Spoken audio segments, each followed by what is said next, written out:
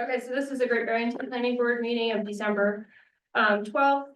This meeting is being recorded, and I've already asked the people in the audience if there's anyone else recording, and the answer is no. So we'll do roll call attendance. Jonathan Hagan. I'm here still. Jeremy Ika. I'm now here. You're Malcolm Good. Randy Nelson. Okay, great. Sorry about that. We just had to go through that. So now we'll do the, we've got two Form As. And Mr. Thorpe, if you could just take it from the top. Happy to. Thank you. So Al Thorpe from Accord Engineering.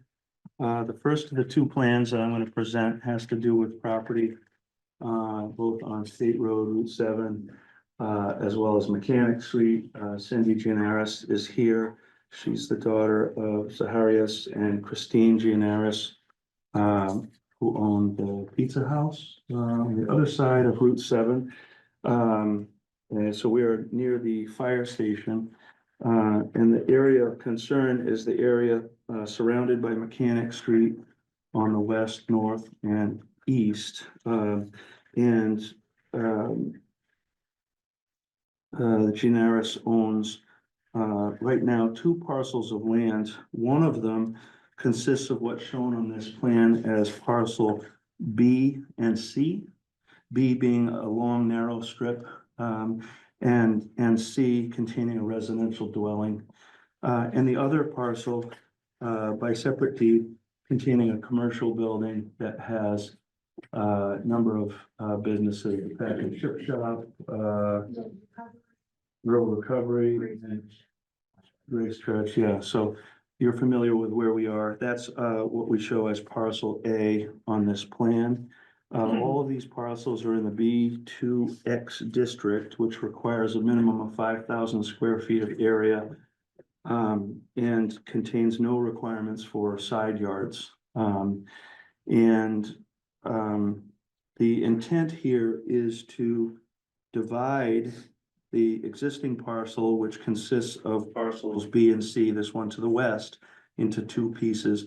Parcel B is essentially used for parking purposes between these two structures right now, and the intent is to convey it together with parcel A in the future. So the parking would be relative to the commercial structure in the future.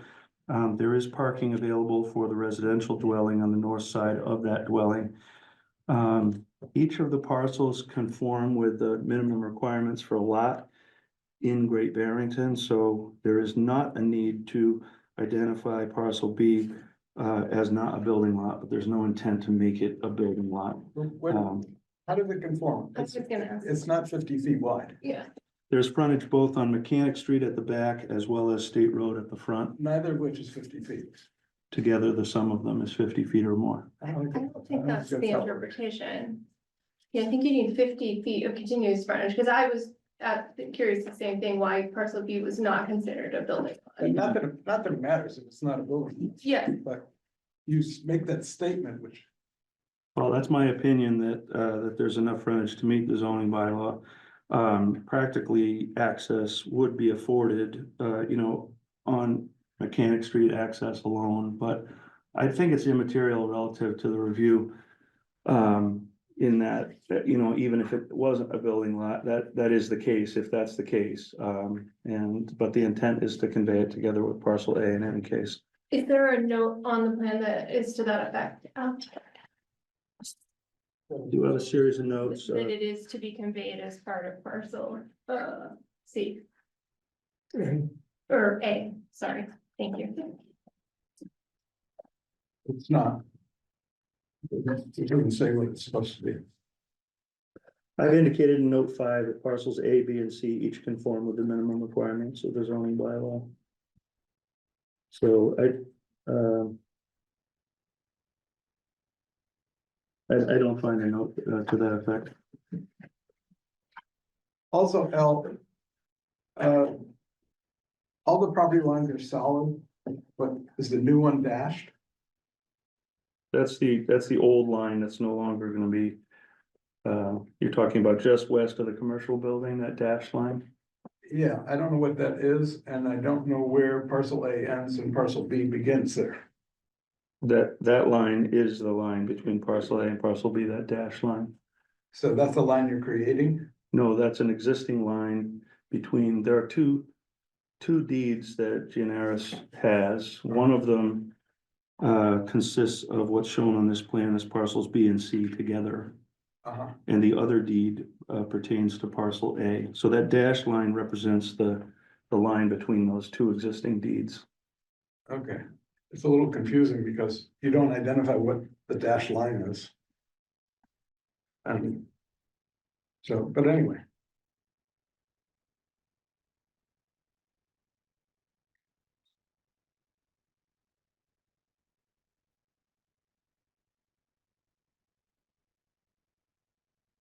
What is the impact if, if a lot on, A&R is not buildable, it's not so noted?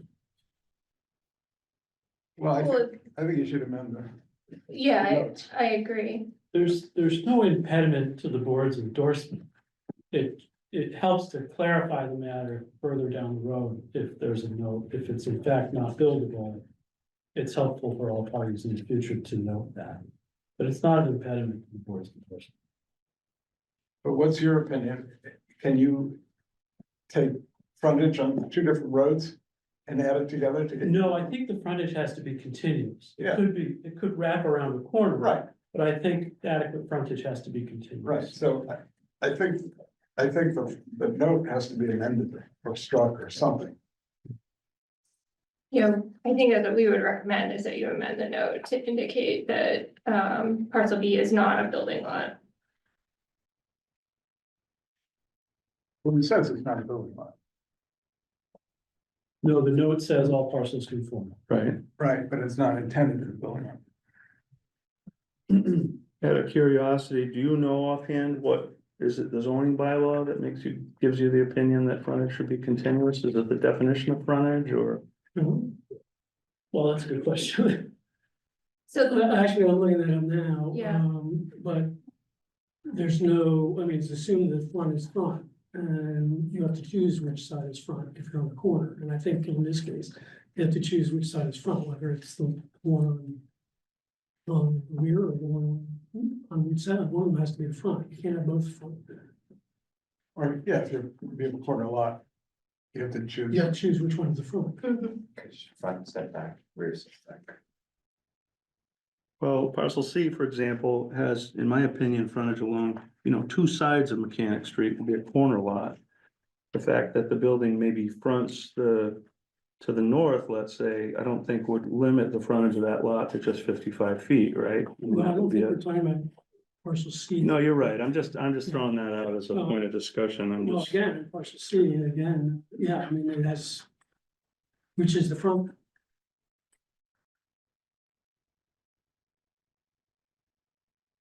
Yeah, you would have to choose based on the definition of a corner lot in your example.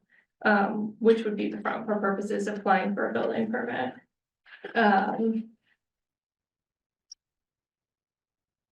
And a corner is really the only other instance where we see a parcel with street frontage on two sides. Except for here. Except for, this is an interesting one. Where I mean, the front and the I rear both on the want to street. belabor it, but I think that it's not accurate to not call out parcel B I as. mean, you could have a whole block, then you Yeah, I mean, this is the only. You'd example have of front and back of the street. on all sides, Right. but you would still call one front, right? The question is for the A and R, is it a legal lot? Is it buildable? Is it a building lot? Yeah. Does it meet the zoning? And the zoning has a 50-foot. Yeah. Doesn't, That's what I think too. but it doesn't mean they can't create it and attach it to another parcel. Right, agreed. Oh, Yeah, I yeah, agree with well, that. I agree with that. The question is whether the A and R, whether, if it says it's buildable here, that doesn't make it buildable. So even if I we guess approve that's this, true. that doesn't make the lot buildable. We're not making the lot buildable. It's just unclear. But relative to that point, if I may, note 8 is a note that is required by your regulations be added to the plan, which states that planning board endorsement does not imply that the lots or parcels shown hereon are building lots, nor that they comply with the zoning code of the town of Great Barrington, wetlands regulations, Title V of the State Environmental Code, or other state, That just other means local state. your right? responsibility, not our responsibility, so. Yeah, that's why I say it's not an impediment. So we So you could move to endorse it, even though we feel there's this discrepancy. I, Do we have a motion to move to endorse despite the fact that we feel there's a discrepancy? I will move to endorse. Okay, we have a second from Jeremy, and a motion from Malcolm. Do we have any further discussion? Yeah, I would like to see the notes amended, just or struck, I agree with you. that Yeah. portion of the notes. Do you want to bring it back to us for signing, or are you under some sort of time I constraint? think I could bring it back. I'm debating whether to volunteer to make a note on it right now, physically on the plan. Can we accept that? That's fine. That's my plan. I think I could do that, Okay, if that would help. Yeah. Do you have any objection to that? No.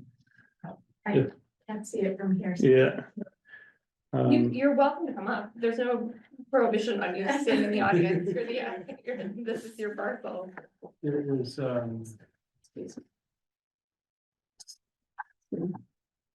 so the issue that they're bringing up is because this long 17 parcel, and 32. Right, There's it's no way divided. this would ever be. So you have here, 17 and 63. So there is enough on this side for parcel C. This conforms. yeah, it wouldn't affect parcel C, that's right, and parcel A also would. Is fine. Okay, so just, You want to make this, would it be acceptable to bring a revised plan, say, tomorrow, that has clean notes rather than me quickly making, If we can get folks to come down and sign it, oh, right. possibility. Yeah, sure. Okay, yeah. I don't mind. I live in town. I live in town, but I work out of town, but that's okay. We'll figure it out. So Yeah. yeah, if you want to do that, that's fine. Okay, So we have a Um, motion to endorse and we're so- discussing As amended. as Yeah, amended. Yeah. You wanna amend your I'm gonna change the motion, motion to endorse, condition, on the changes that we discussed here. And then we'll sign on those changes. The changes specifically being The, to note that parcel B is. to note that parcel B is not buildable. Do I withdraw You my can, second? you can second it, guys. Yeah. All right, so we have a motion and a second. Any further discussion? All in favor? Aye. Any opposed? Okay, motion carries. Thanks, Al. Okay, sorry, that thank was so you. The complicated. next one will be that was a easier. little complicated, sorry, maybe. So Malcolm, did you withdraw your first He motion? did. I amended it. Just amended it. It has the, clause, condition on. Not to be buildable.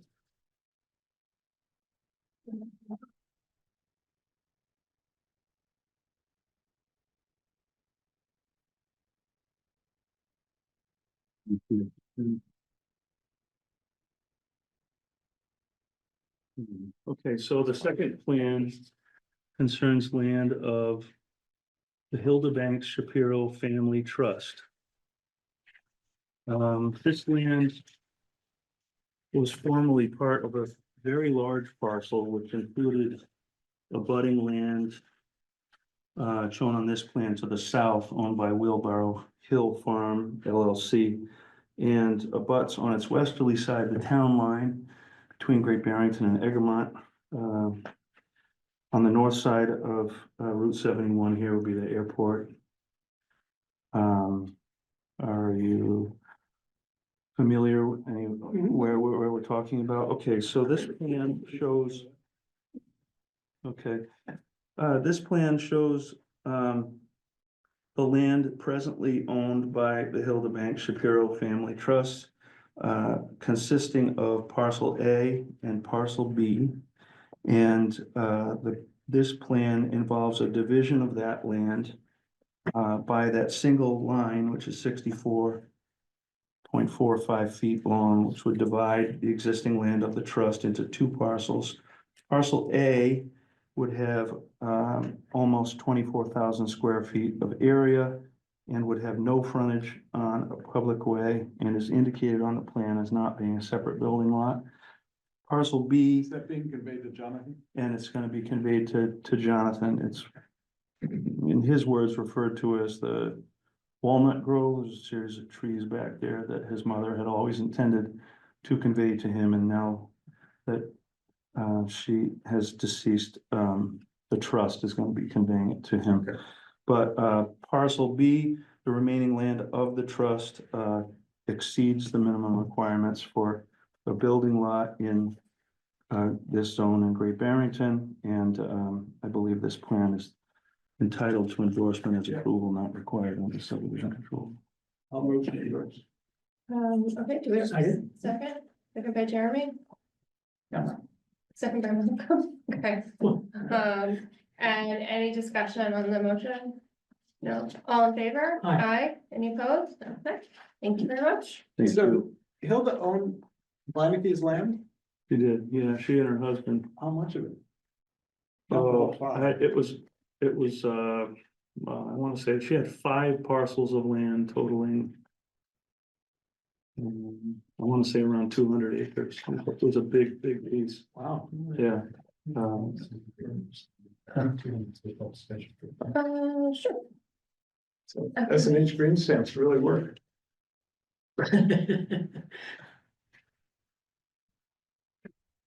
Did you want to pass that around and we'll Sure. sign it? Yeah, And if you want, we can help with folding of the paper copies. Sure. okay, We have a, you know, a chart, do you? I do, yeah. We have to remember to sign in the right thing, right? Yeah. Yeah, that looks funny.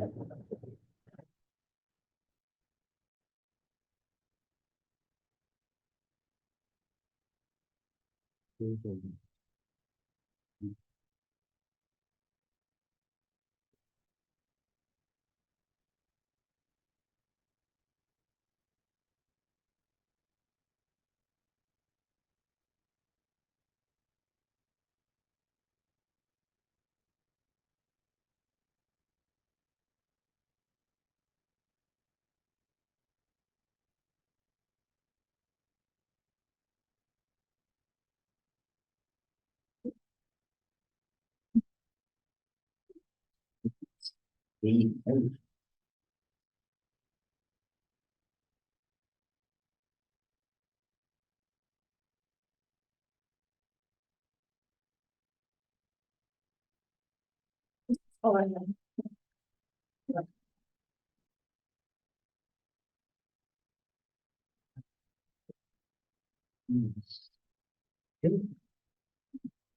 Thank you. Thank you very much. Yeah. Thank you, thank you. You too. Sorry about And that's it. Okay. We'll figure it out. Thank you. Okay. All right. If I'm not here, which I may not be, then come back, just do it. Sure, great, thank you. Thank you. Good night. Good night. All right, we move on to the next item. It's the minutes for our meeting of November 14th. We have a motion to approve as amended. So Thank you, Malcolm. Do we have a second? Second. Thank you, Jared. Do we have any discussion on the minutes? All in favor? Aye. Aye. Any opposed? All right. All right, we're gonna use the option of the chair. What's the right term? Privilege of the chair? We'll move things around. I'm guessing Tom, you're here presenting now, is that right? Okay, so we're gonna move that. Is that you as well? Okay, great. So we'll move that up because we may go down a rabbit hole on number 4 and 5. We'll move number 6 up on the agenda and we'll take that next. So number 6 is discussion of planning and zoning implications for the closure and sale of the campus at Simon's Rock and strategies that could facilitate campus reuse. So I think by now we've all heard that Simon's Rock intends to be consolidated with Bard College in New York State. And we understand just from information we've been able to glean that campus will be potentially sold. And that campus is in an R2 zone, and it is very unique in terms of how it is currently developed. In terms of the physical configuration of property, there are a number of parcels, right? We've seen some of the residential parcels come before this board, particularly, I believe, on like Mansfield Road and on Alford Road. Those were sold though. Subdivided on separate parcels, and yes, some of the ones on the Mansfield Road, I think, have subsequently been sold. And so I was hoping that we could take a look through the use table in particular. And have a little imagination session about how that campus potentially could be reused in the context of our current zoning. And if we think that to facilitate its reuse and redevelopment, we need to take some actions to amend our zoning bylaw. We are sort of in the sweet spot right now for making that decision and being able to bring it to town meeting. And how does that sound? And That just- sounds great. Just for your everyone's edification, so right now it is mostly R2 zone. It is also R4 zone on the west side of Alford Road. Okay. And also our quality protection zone 2 overlay district on the west side of Alford Road. So there's a number Not of the east side. districts, Not the east side. there are some on the east side of Alford Road. Zone 2 areas. And So there are a number of districts. They're residential, all of them are residential. The college exists there now because educational uses are exempt from the zoning bylaw. That's state law. So you have a large parcel of 250, 275 acres.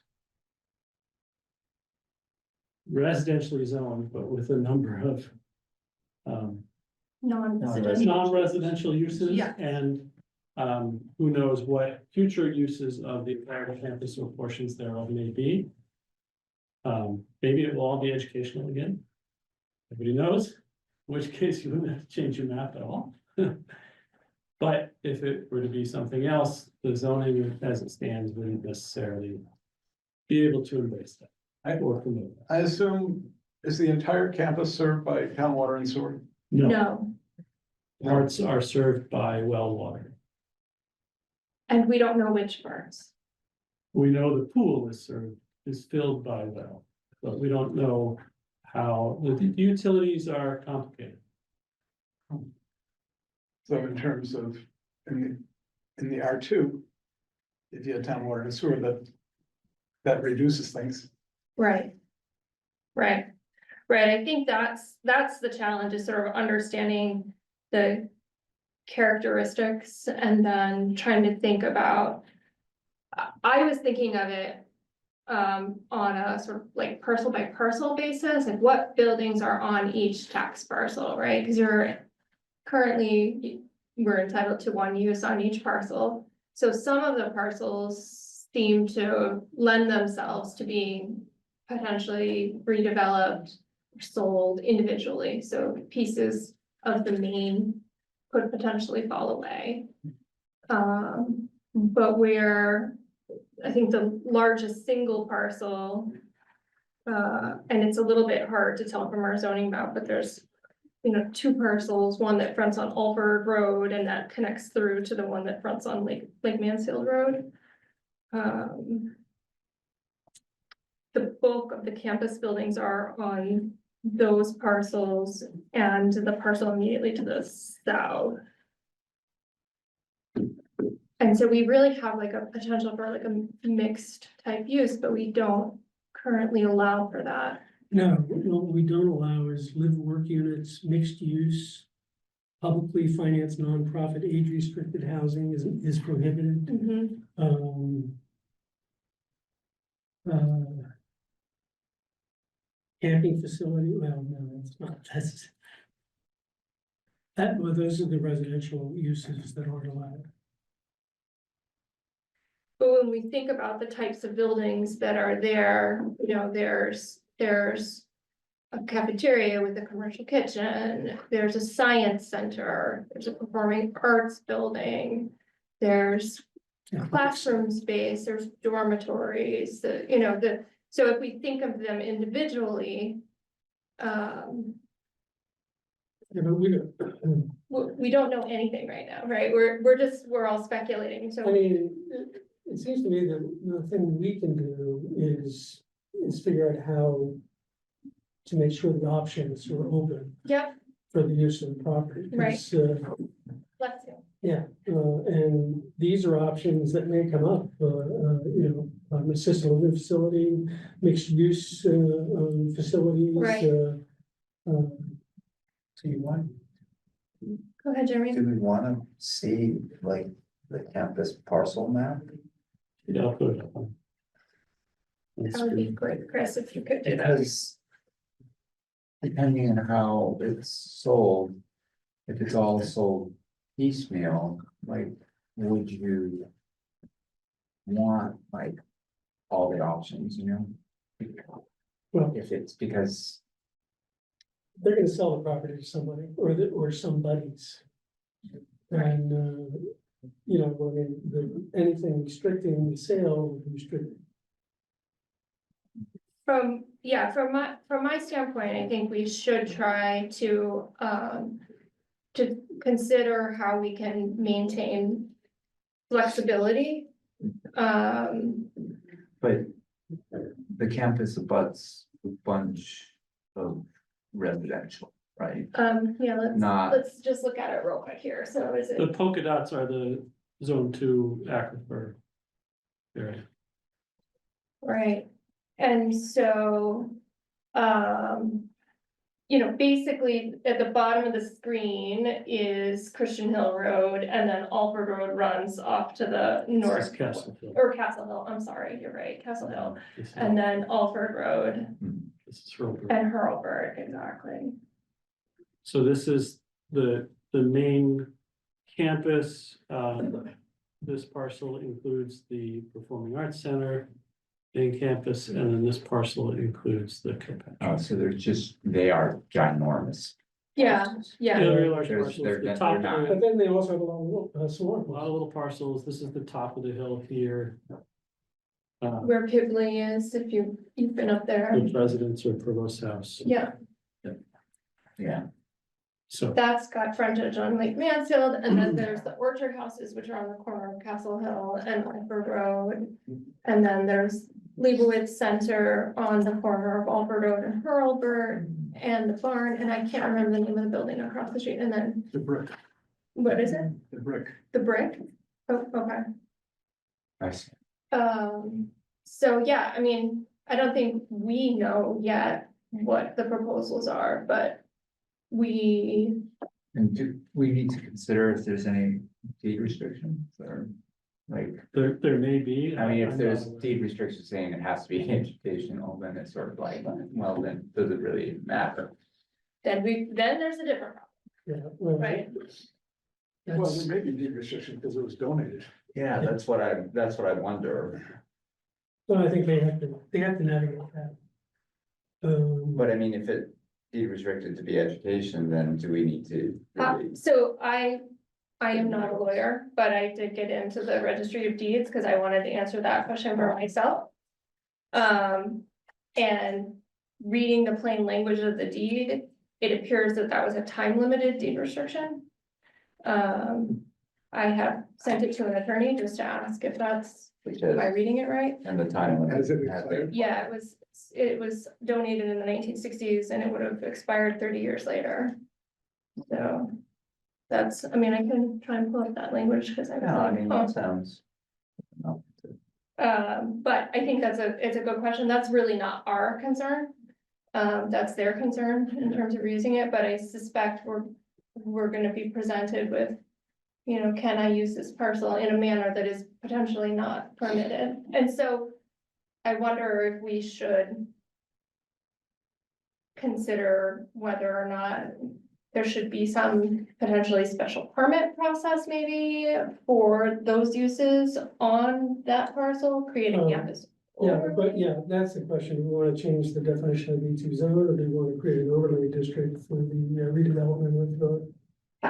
I wouldn't be Sort of, inclined to uh, like redo the use table for R2, right? I think there's really big implications for that. I agree. But in the context of the parcels on the campus that are of a development pattern that is not similar to the surrounding area. So would that be legal to create an overlay district for redevelopment on Simon's Rock, campus? Legal in terms of, Oh, I know, you can't, is that spot zoning, or is that? oh, spot zoning is like a single parcel for a specific use, so many Okay. unrelated to anything around it. Yeah. So Okay, so that would not. that would this is not- multiple parcels as one planned area, so I think that would be Okay. acceptable. Yeah. I don't think you'd run into a spot zoning issue. You'd And, run into a spot zoning issue if you picked one parcel out of this and singled it out for a specific use, whereas nothing else in the. so if we waited area. for Simon's Rock to come with us for some proposal to do something for one of the lots, and then we had to rezone that, that would be spot zoning. Could be. But, yeah, but if we zoned it in anticipation, that might be different. Well, one thing the board proposed and town meeting approved was a mill overlay district. And for Houstonic Mills, Yeah, okay. Monument Mills, So, where it was a recognition that the buildings are unique, historic, in a unique location, and may have unique opportunities and advantages for as yet unknown uses. And it was also, on the other side of that discussion, a recognition that there are certain constraints in that area. The buildings crossed lot lines, they were right on lot lines, there were no setbacks, lots were non-conforming because they were too small, because they were built before zoning even existed. They're all right on the river, so it was a discussion that recognized the opportunities and advantages and the constraints and the fact that the town didn't know what might fill those buildings. The town said, here are the things we hope will happen when those buildings get built and reutilized and preserved. We would love to see the historic architecture preserved. We'd love to see mixed use, shared parking, river access. And to do that, we'll create an overlay district in which mixed uses are allowed, but the town retained a special permit option. So at the end of the day, there's still a review process for the citizens and the planning board to go through. Right. Maybe that's what a campus overlay district would look like, something like. COD. The COD.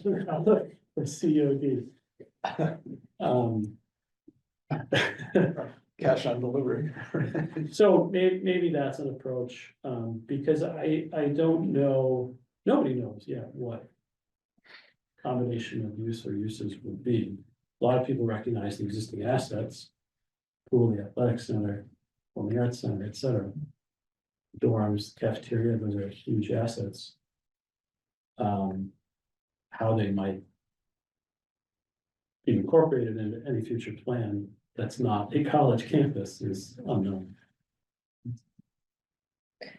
And this is an interesting puzzle to consider too. I started doing a little research on like what are other communities with small colleges doing. There's actually a really significant number of small colleges that are closing and a lot of communities that are facing challenges with how to re-envision those pieces of property. And it doesn't sound like there's a consistent playbook. It really sounds like every campus is in a somewhat of a unique setting, has, you know, a unique configuration of buildings, has unique infrastructure. And so I think, you know, whatever we can do to build some flexibility in, I think gives whomever may come in to do some redevelopment, at least the options. I also, there's no timeline, but. You know, there's no development timeline known to anybody. I mean, it's not for sale. There's nobody in front of you with a development proposal. that Right, so we can says- respond to. Right, so, you know, Brady mentioned town meeting is coming up in May, and now is usually when you draft proposals for voters to consider. There's nothing that says you have to do it now, you do it next year, you can do it for a special town meeting. Should So- we, I wouldn't, we don't do it. necessarily feel pressure, Yeah. but it is a good time to consider. I personally feel pressure because I'd rather be ready with some flexibility and if there's a need to sort of tweak it at some point, but right now it's very restricted, right? It could continue as an educational use.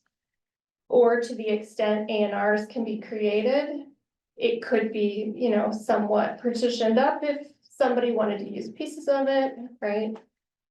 So I don't know, I'm anticipating, all we know right now is that after May, there won't be any students there and, you know, the educational use will be presumably shuttered. I don't think there's a lot we need to find out about, you know, the property, but, you know, we'll leave that to the select board to a certain extent but it won't be a functioning educational institution anymore. So presumably, everything there was created as an educational use. Presumably, yeah. And I so, mean, not originally, but used now. and so, if that goes away, all of those buildings, everything there is still legally pre-existing, non-conforming. The Yes, structures would be, yes. yeah, yeah. So some wouldn't have to do anything to them If they want to use them as is. if they wanted to use them as is for another use. As long as they met the building code, they could do that. But the use But the under use, zoning would yeah. not be permitted. Right, and you only get one use per parcel, and we've got parcels that have maybe up to 8 or 10 different buildings on it.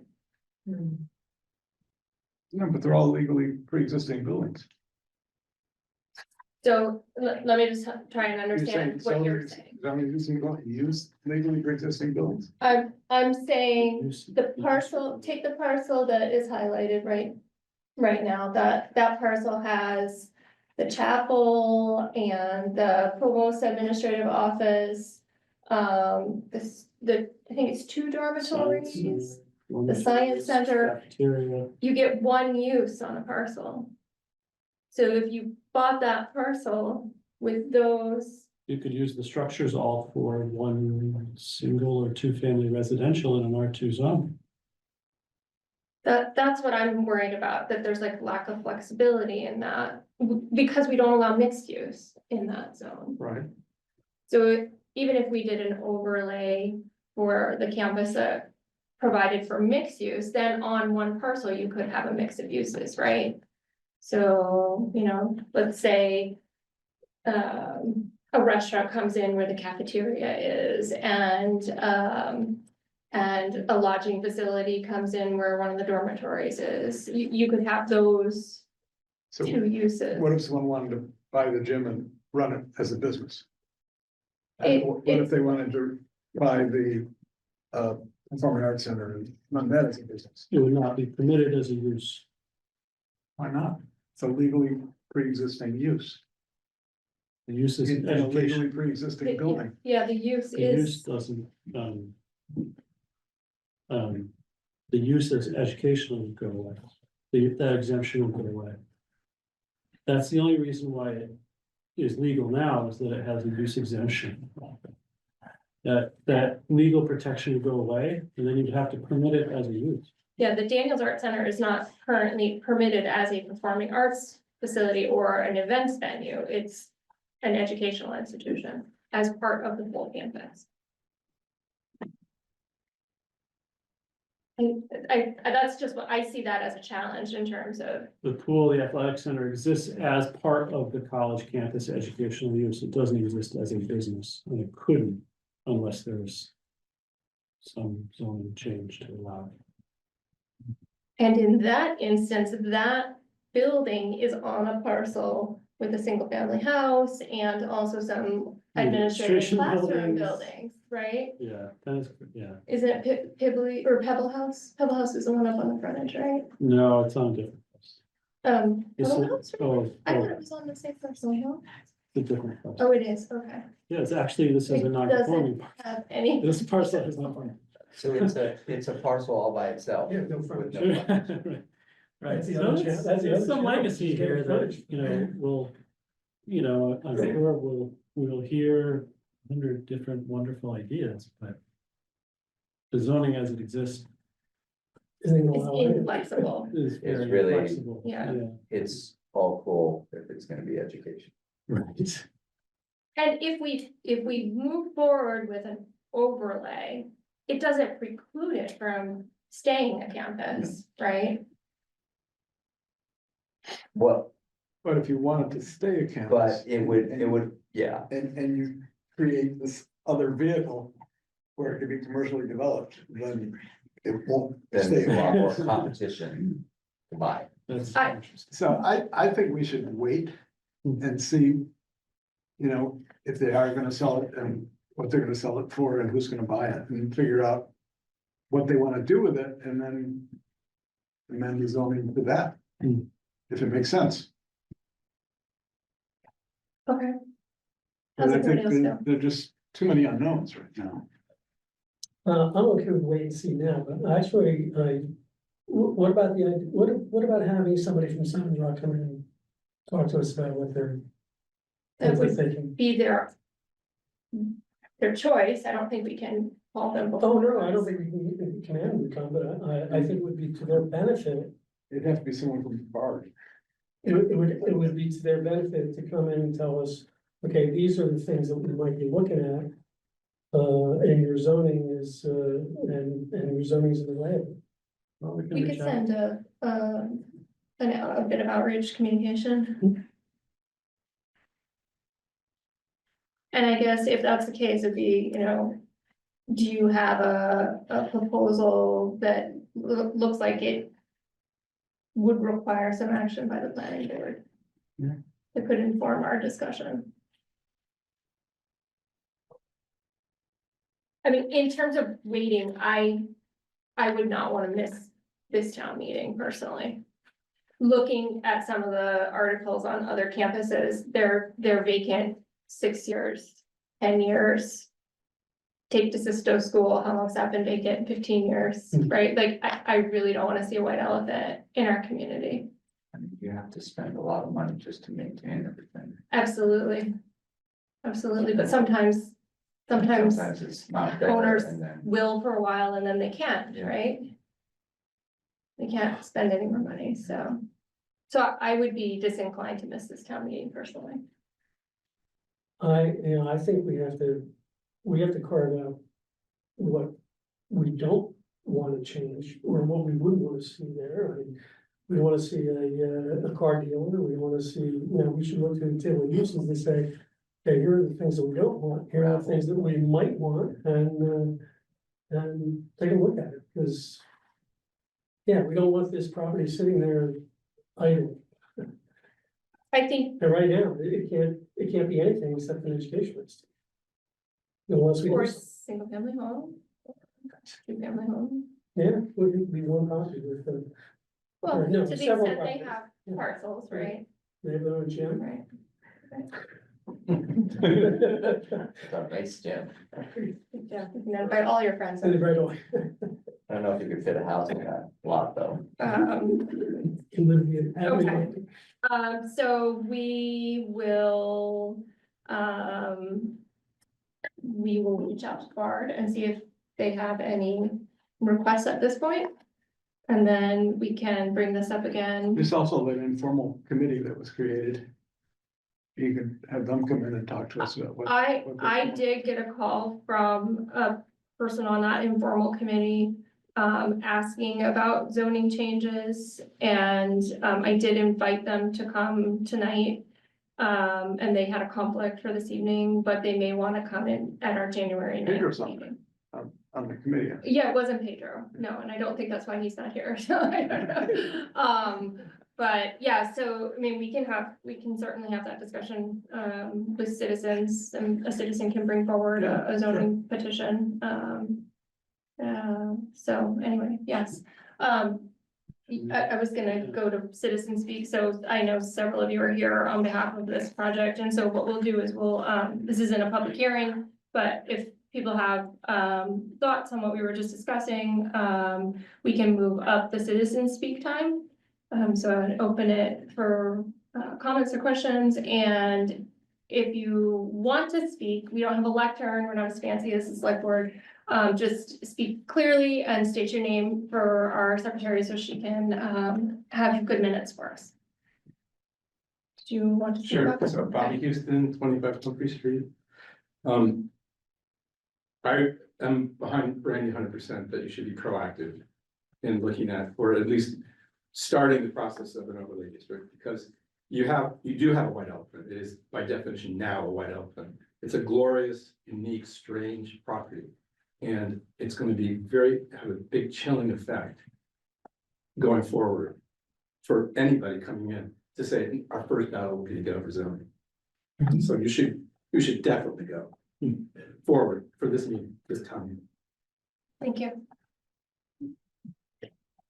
Anybody else have comments? Just a quick comment. Yeah. I agree with what he said. Sure. Okay, thank you. Yes, ma'am. My name is Sarah Parker. I live on Cottage Street in Housatonic. I'm a part of a larger community effort to try and keep the Kilpatrick organization running for the community. And so if there are opportunities for individuals from our committee to speak broadly about some of our interests and potentially keeping the building open, we welcome the invitation. Thank you, Sarah. Anybody else?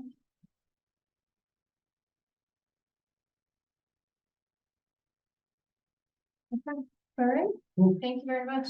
We have other business, but you're welcome to stay and listen to us And this is gonna be ongoing. babble on about mobile homes.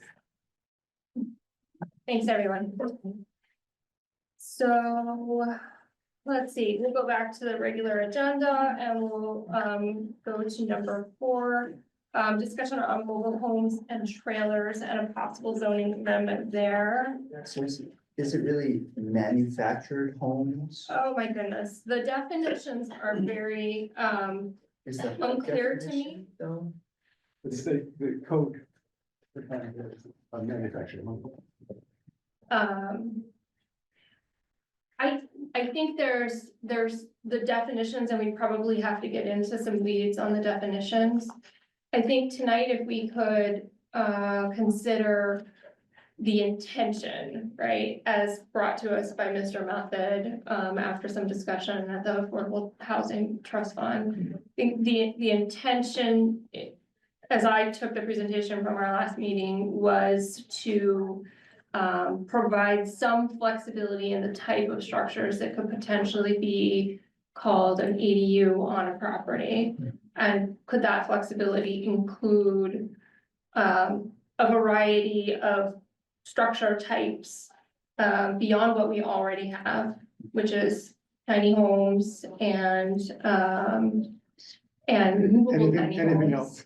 And anything else to include mobile homes as they are defined. And like I said, I think we have to get into the weeds of what that is, but how do we feel as a group first level? And I will say Pedro and I did talk about this, and he feels like it's a poor quality of construction, and so he has Yes. some reservations about encouraging poor quality construction. That's what I, like, what I was wondering is, like, compared to the building code, Mhm. like, so these are governed by the HUD? Code, Depending on These the- meaning mobile, sorry, these meaning. mobile homes or manufactured homes are governed by the HUD standard for They're manufactured homes. They're manufactured that way. But what I was saying is, in terms of the quality, like, do we want to see where it differs? So one of the things you brought up was the, It's huge. yeah, and It's huge. so, you know, does it matter? Does that matter less when you make the unit very small? So maybe we do this with a limit on the size, or do you think it's just so many things that it just matters? Well, we already have a limit on the size of an ADU. Right, right, and But- that would still apply. And so So we're looking at this strictly as another type of ADU. Correct. Oh, That's good. They don't I'm glad manufacture to hear that square footage, problem. Well, and that's actually a good point, Jonathan, because I wonder about the pragmatism of it as well. Like, why add something that we won't ever see? No manufacturer's ever gonna build. no one's. doing Right, that seems to be sort of self-defeating. Yeah, so, And so that standard is lower than the RV standard. I don't know about the RV standard, but for the movable tiny house, they're so small Mhm. that you could heat them with a candle. You know, uh, but a trailer or a double wide, you can't. um, And even though we have a cap of 400 square feet, most of those movable tiny houses are, 150 square feet or something, much smaller. it seems to me there was also an inconsistency in the language in our definition, right? The mobile home, right? And when it is allowed, I read it as one thing, and I think you read it as something else, right? I mean, first of all, the definition's kind of strange, because for something that's not allowed, essentially not allowed, we have a big definition, Mhm. but, And so any pre-manufactured home that meets the building code is something completely different that. That's called a modular. That's just Modular modular. home, yeah, and But- we may not have the language exactly right here, so I just wanna be careful, but my understanding is that there's building code standard construction. Yeah. There's HUD standard construction, and And they are not the same, Yeah. and then there's RV RV, code standard construction, so we're Right. sort of dealing with three different tiers. Right. And so you could, if you wanted to spend the money, or somebody out there is building, well, maybe they're not, like tiny homes to the code, to the building code. There may be, I can't think of any examples, but. Nothing that would prohibit you from doing that. That's correct, and in fact, to that point, this is why we increased the size of the ADU, right? Because Jonathan, I think you and Pedro brought it to our attention that because of code requirements needing thicker wall You need a sections, double wall. that we needed to have, we needed to allow a bigger footprint because too much Bigger footprint was being chewed up by the actual wall assembly and rendering the inside very small. So, so I think that the questions are, do we feel like we need to take some sort of action on mobile homes as it pertains to either cleaning up the definitions and the use table? And or allowing it as we do movable tiny homes, as part of the ADU definition. And so I think the latter, I'm theoretically fine with, but I think practically that there won't be a mobile home that meets that definition, and so it seems like a little bit silly to go through the And I'm exercise or also something. categorically opposed to it. I know you're categorically opposed to it, but that's different. That's No, other, no, it's not, because, I mean, the reality is that historically, trailers have been where we house poor people. And the reality of living in a trailer is that you're gonna spend a lot of money trying to heat it or cool it. It's, it's it's crappy. it is, but I have a And we owe- family we owe- member that we used it owe as a our stepping residents- We owe stone. our citizens better than that. I know, but I think we've had a philosophy of lots of housing types for all different types of people. And I have reservations too, but I have a family member that was able to use their mobile home as a stepping stone. And so I think, although you may not like it personally, and I may not like it personally, it may be a suitable form of housing for someone whose family has some extra land and, could put a trailer on that piece of property and allow them to stay in the community. But what is, like, how does the quality affect the, effect of life, right? So like, if it's a stepping stone, so then the first people that occupy it, if that's within its lifespan, but then they leave on to hopefully to something nicer, and then the second group of people that occupy that, then how, right? You know, how is that unit now? Well, so I mean, think about it in terms of if I had the opportunity to put a mobile home on my property, and I already have a house, and I let somebody stay in this community, maybe being able to stay in this community where they work saves them all that commute time, and they can save some money and find themselves a home, right? So I've been wrestling with this personally, but But I wonder if, like, are we creating the opportunity for a bunch of disposable homes, like, you know, I mean, there's structures on, 100 years old, like, are these things just not habitable after, or not, can you not renovate them after a certain?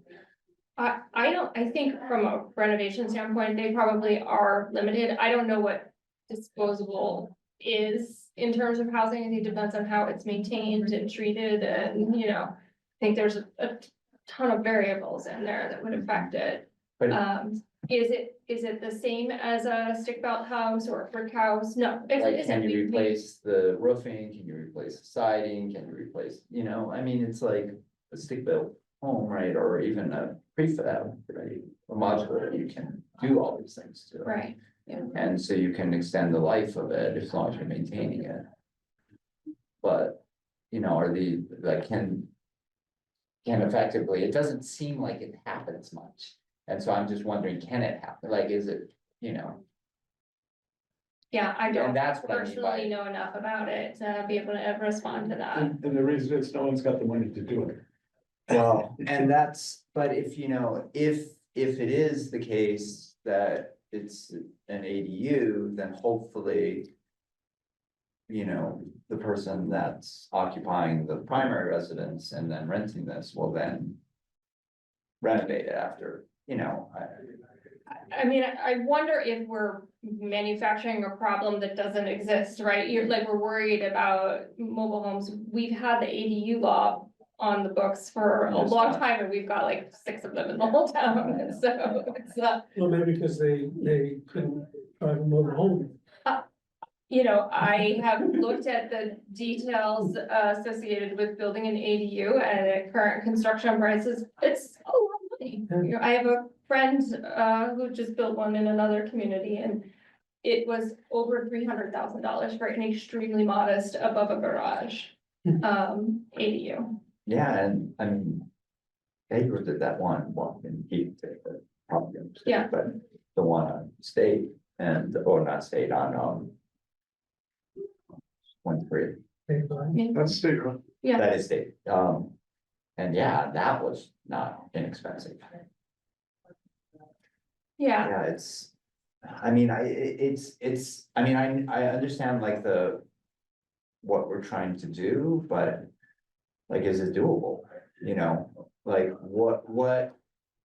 what are people ending up with? So I don't know where I am between, wanting to do it and where Jonathan is, because like, are they just not gonna be, Oh, what's the difference? I mean, in that regard, see, I'm having trouble finding the difference between tiny home and mobile home. well, that's why I wonder if in we terms of- compare in the, terms of quality. if we compare the. Like, do we need to look at the RV does that standard? matter from a planning board standpoint though? Like, I'm just curious. Well, I don't know, I mean, I don't know. I mean, I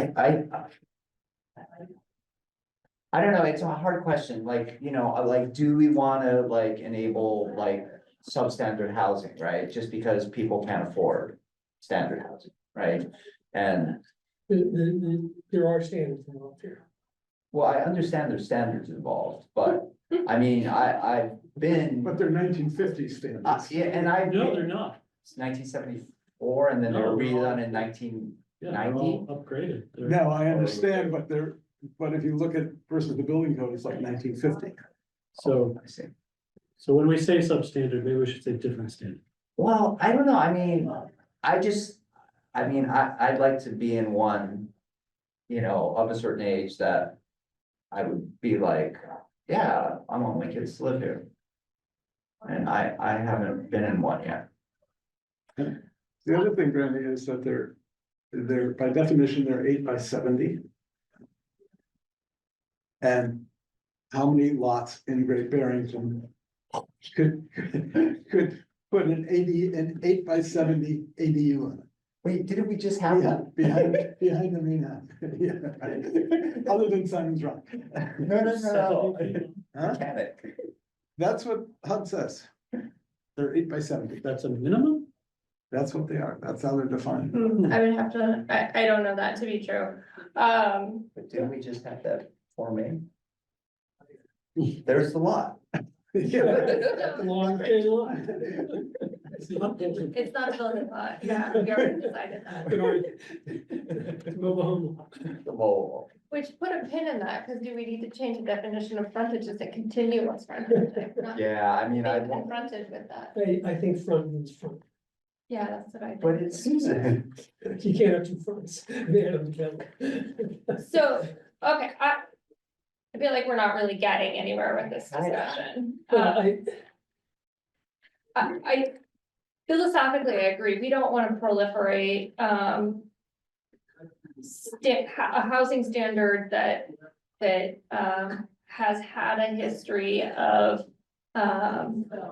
serving, putting people into a place that they can't grow in, right? But I think that personally is a function more of the relationship of how mobile home parks their relationship to land ownership, where they are just leasing a space of land and they don't control any of it, they only control the box that they live in, right? So I think that's a different issue. I think enabling people to stay in our community and have a different type of housing, I think we should think really hard about saying no to that, because someone may own a piece of land, they may have a family that has a big enough piece of land to split, and they could stay in this community if that was an option. I think if we're gonna encourage ADUs, which we're trying to do, that this is another option. And I hear you, Jonathan, I mean, these are not top of the line living, residences, there's no question about it. But we're living in a town where, we have a lot of people that are looking for housing. We're living in a world where the rich are getting richer and the poor are getting poorer, and there's a lot more poor people that are looking for housing. And they deserve to live in the community where their kids go to school and their grandparents maybe live and And where they so- work. So since we're talking about a certain size, like, did I hear wrong? Do they exist? I don't know. I think that's a question that would have to be answered, but I I don't mean, maybe know. we should look. Because, I mean, Well, is this it's that if you build it, they will come? 8 times they- 70 is 560. So that's it, our ADUs can go up to 900, right? So So- it does, So it's just such a strange shape. But that's the reality of what you're dealing with. Yeah, Because it's gotta go on back. well, I mean, It could be turned sideways and, No, I'm just thinking how it gets there, because it's 8 by 70. so well, it can that's, drop there, back. that I size mean, is, if it's an is a- ADU, it's gonna be a single Yeah, one, it's not gonna be a double yeah. one. Right. We could create the same standard as we do for the tiny home, where it has to be hooked up to services and has that What skirt, they do by definition. by our definition, No, trailers, definition, they have to be hooked up. yeah. And put on a foundation.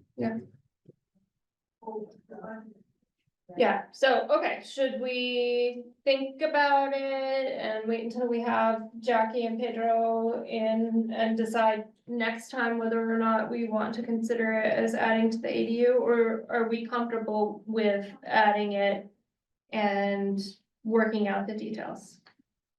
I'm not comfortable at it. Yeah, I mean, I think we should, Yeah, I think we should talk about it. we should definitely hear from them. I wouldn't be opposed to the affordable housing trust who are promoting this, and coming in and telling us, okay, here's a trailer, here's a tiny home. We can certainly Well, ask them differences, to give yeah. us a breakdown, see if they're able to do that. At minimum, Mr. Method may take that on as a citizen, so, how about I'll reach out to him about that. he's already provided you with differences in terms of definitions. Definition, Right. yeah. Is that- But we're talking, I'd like to know what, what is it like? What's the difference between a mobile home and a tiny home on somebody's property? What, I think he provided photos. Yeah, he of, did uh, provide, mobile bunch of homes different as well versions. in that packet. I'll double check that. Yeah, last And- week, last meeting. and one of them really looked like what you think of, and the rest did not. They look more like, But I think the aesthetic piece and that we can't. We wouldn't typically control for that, well, we could, but we do. we don't. because we can't agree on what we think is beautiful here at this. Beauty is in the eye of the beholder. Well, yeah, But well, and then also, housing in your community is beautiful. but I think part of it is also. There's also a part that, yeah, we shouldn't. Right, we shouldn't just decide what's. Right, aesthetically right. as opposed to not just being able to agree upon Right. what is. We're not in Disneyland. Okay, all right, so It may be. somehow I One lost day. my agenda. All right, so we will continue the discussion on mobile home and Yes, now trailers. that looks like what you think, but the rest are less so, right? That's in the trailer. Okay. I apologize. I am not personally prepared to have further discussion on the clustered residential development. Well, I think we had a good discussion last time. There seemed to be some consensus that we should try to move that forward, yes. right? And there were some edits made, suggested anyway. And this is a edit to the, or a redo of the PERD. It was, Is that- the idea was to Replace. take the bird out and replace it with the. The RCD, It has to have a good, it has to have a good amount. Correct. I don't know, but You like, like Craig? no. PERD is better than CRUD. so. I mean, SDOT, I mean, how can you like, So we Put that can out there. discuss another draft version at the next meeting, and go from there. Yeah, the note I had for follow-up was, to think about, which zones we wanted to see it in.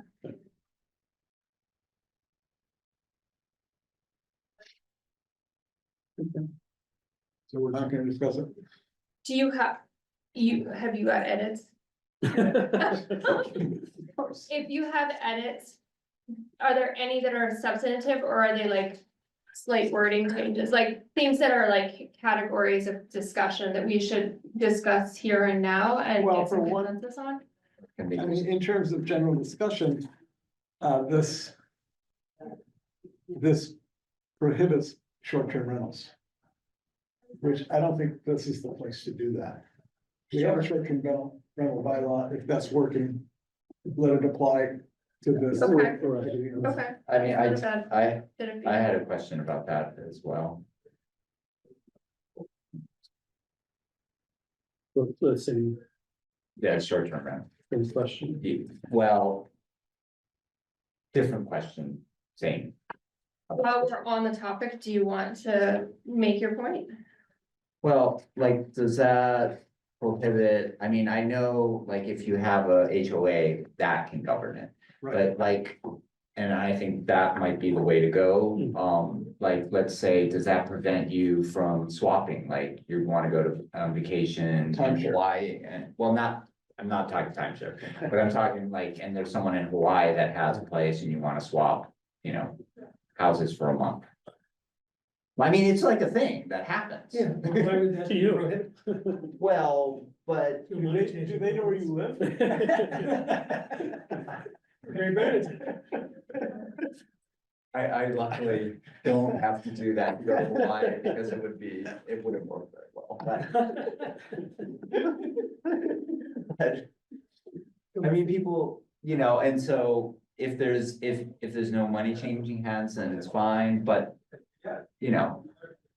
Or mean, I like Jonathan's idea about just staying silent on it and And letting let the yeah, STR that's what regulations, yeah. they apply to the whole town, yeah, right? and so- then, and let the HOA, if they wanna be narrower about it. let them. Absolutely, right, so the town has set a floor already with the STR Yeah. regulations and. Yeah, And we don't need to We pile don't on need anything to. additional.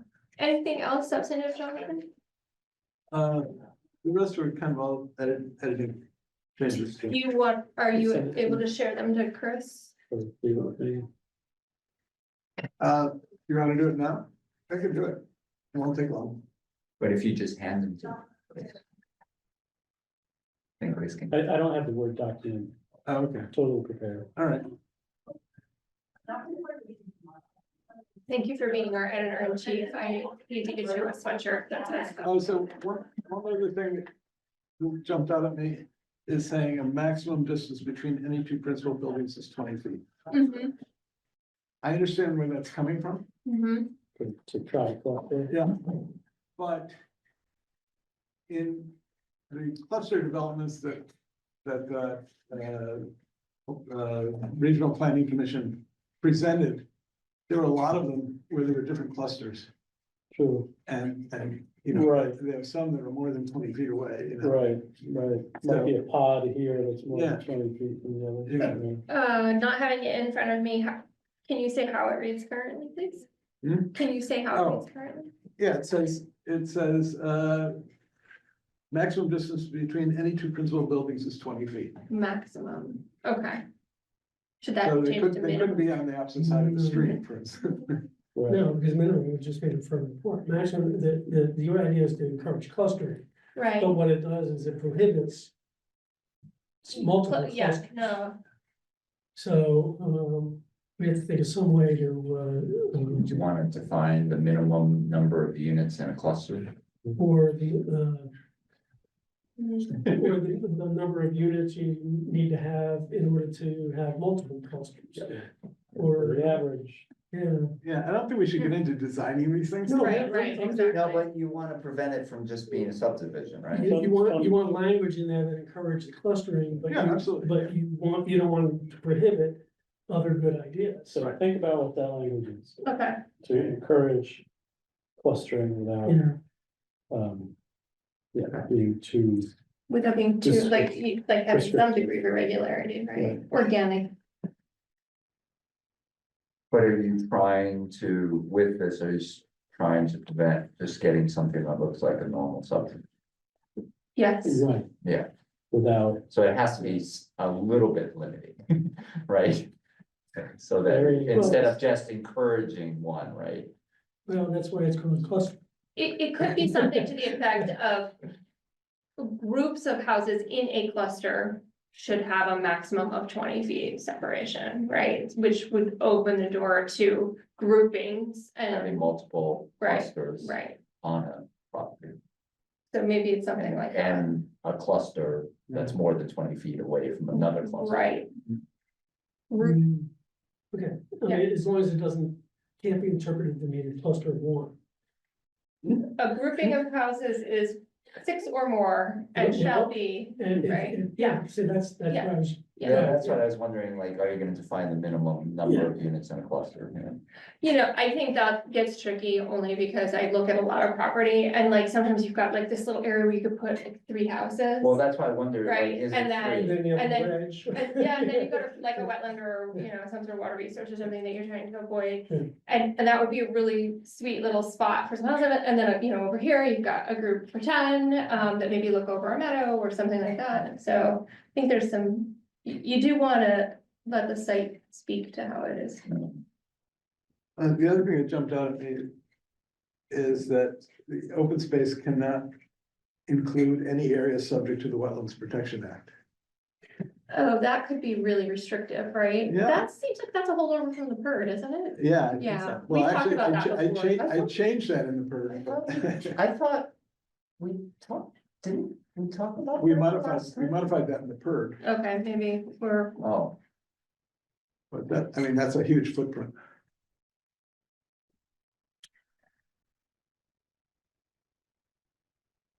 okay. Yeah, that would prohibit, a lot of Simon's Rock. Right.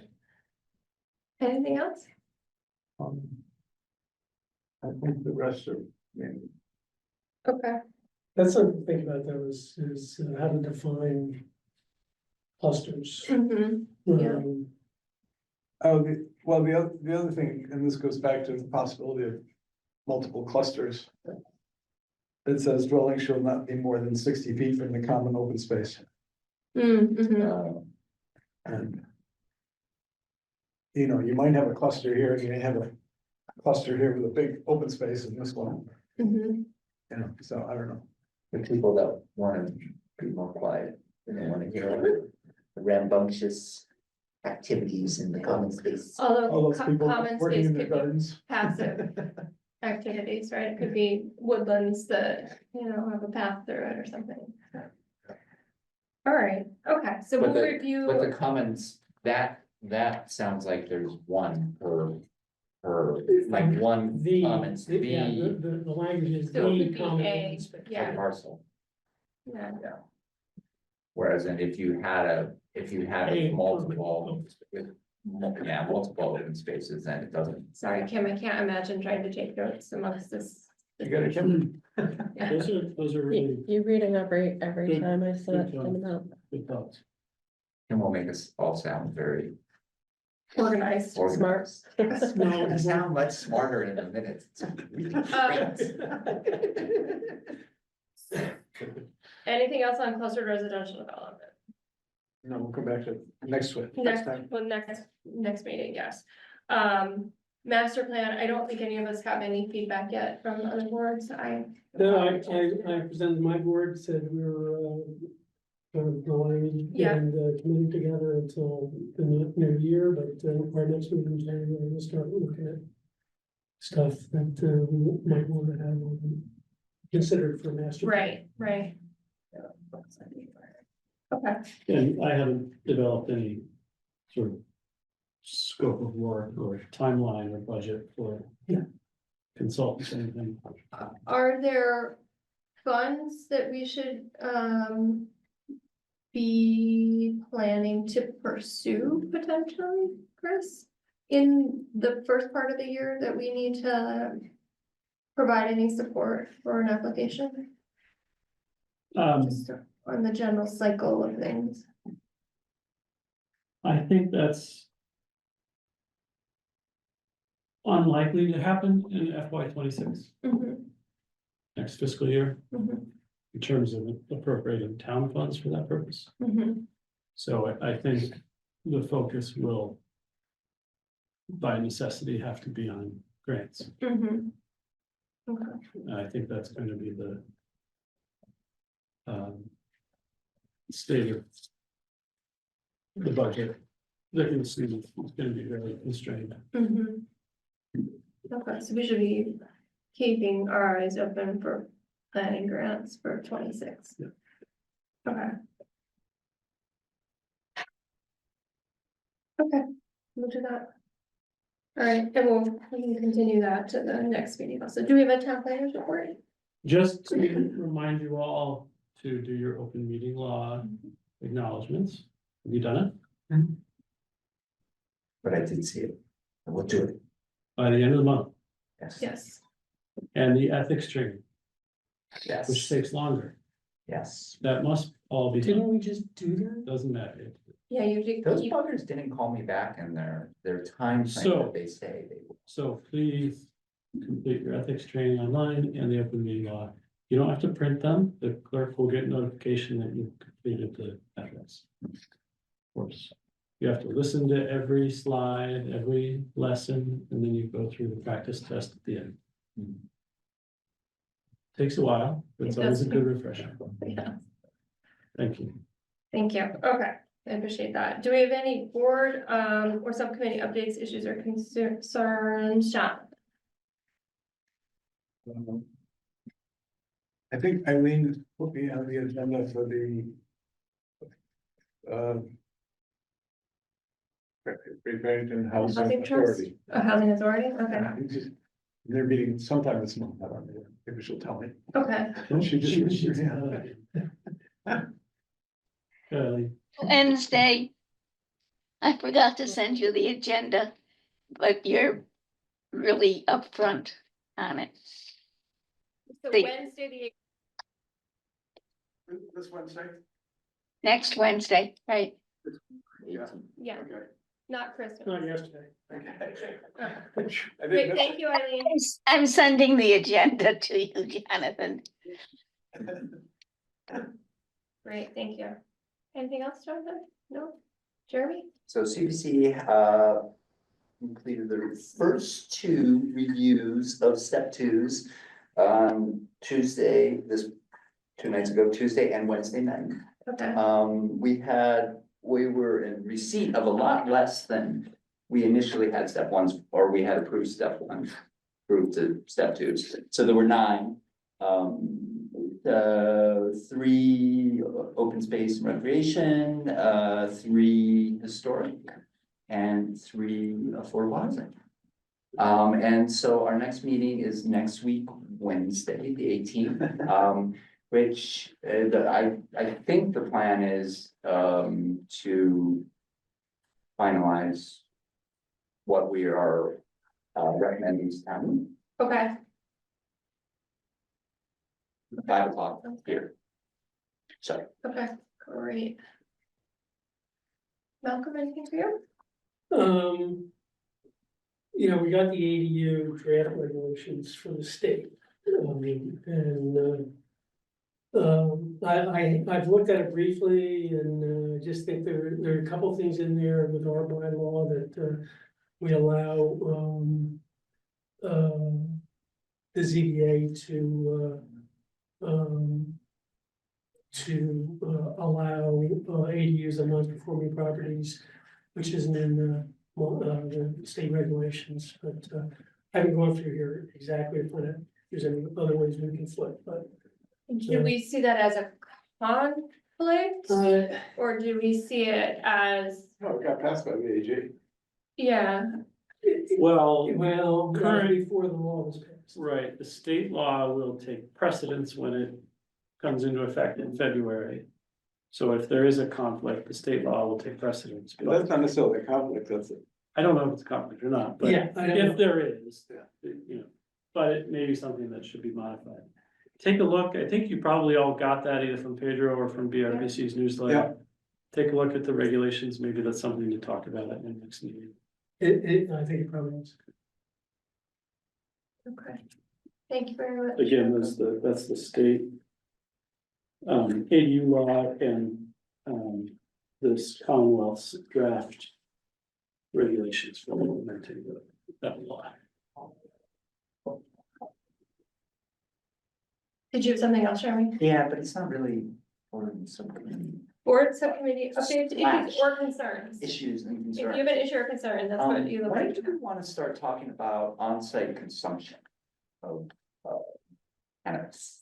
Not yet. It's not legal yet. It seems like it's coming down the pike super quick, literally. Have you seen any like really useful information about what's being proposed? I heard a news report the other day Yeah, I and mean, I I just didn't read digest what's it all. so- out and, I mean, I don't know. I mean, well, I wonder, we don't wanna get into a Yeah, because discussion I- of it tonight, because exactly. we don't have any information, And but if you see something and you wanna send it to me, we can add it to a future agenda. I mean, I just think it's. Yeah, I mean, there doesn't seem to be anything really substantive yet, but. It seems like it's gonna happen, and it's also events, although it did seem to say that you can't combine alcohol, and I don't know if that's gonna be in the final, or if that's gonna be revised later.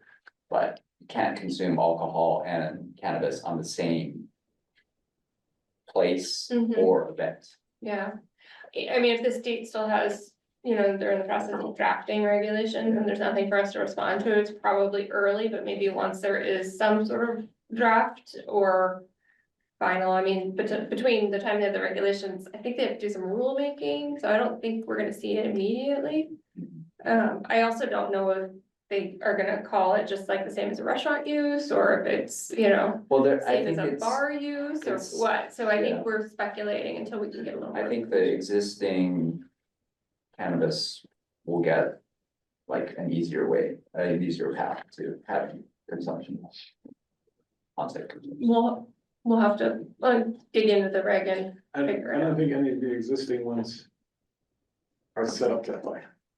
Well, I know, they'd have to, That they could easily, Yeah, Well, I yeah. was thinking the same thing, yeah, it's, okay, I don't know.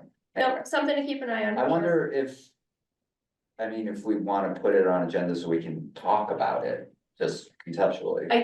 I think it's all speculation until there's a draft regulations or. No, but I have some If- feelings about the conceptual thing about it. That, I mean, if other people, I don't know Well, right if now people it's are gonna be with me. Correct. It's Yeah. prohibited. Well, It's it is, on- except for there's been a few, there's been is it two that have been able to find a way through like loopholes and being able to do it now. Yeah, Which I thought was wow. I don't know, if you wanna do a little bit of research and then, like I said, send it to me, we can talk about putting it on a future agenda. Okay.